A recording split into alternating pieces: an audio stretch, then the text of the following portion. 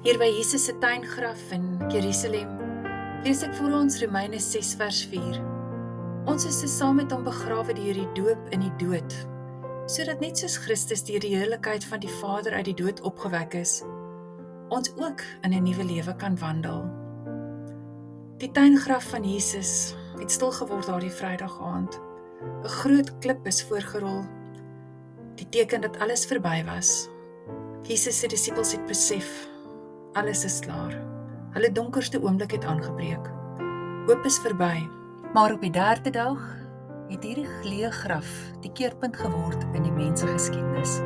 Toe die vroue vroeg die Sondagoggend daarheen gekom het hulle nie Jesus se liggaam gekry nie, maar net 'n leë graf. Dit was die grootste getuienis dat die dood nie die laaste sê het nie. Paulus herinner ons in Romeine 6 dat ons deur die doop saam met Jesus in sy dood begrawe is. Dit beteken dat die ou mens, die deel van my wat vasgevang is in sonde en skuld en hopeloosheid, agtergelaat word. Net soos die klip by die graf weggerol is, word ons ook bevry van die sonde wat ons vasgehou het. Maar die evangelie eindig nie by die begrafnis nie. Die opstanding van Jesus maak dit moontlik dat ons in 'n nuwe lewe kan wandel. Sy opstanding is nie net 'n historiese feit nie, dit is 'n lewende werklikheid. In elke dag, waar die tuingraf leeg staan, is ons harte vandag vol hoop.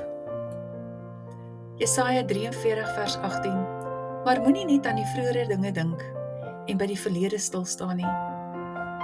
As ons in ons eie lewe terugdink, soms aan daai sonde of die tye van teleurstelling, of plekke van verlies, voordat ons nog Jesus geken het, dan moet ons onthou, ek en jy het saam met hom gesterf, en ons is saam met hom opgewek. Ons identiteit lê nie in ons verlede nie, maar in die nuwe lewe wat hy vir ons gegee het. Die tuingraf roep ons om op te staan uit alles wat dood is, en om te wandel in die lig van sy oorwinning.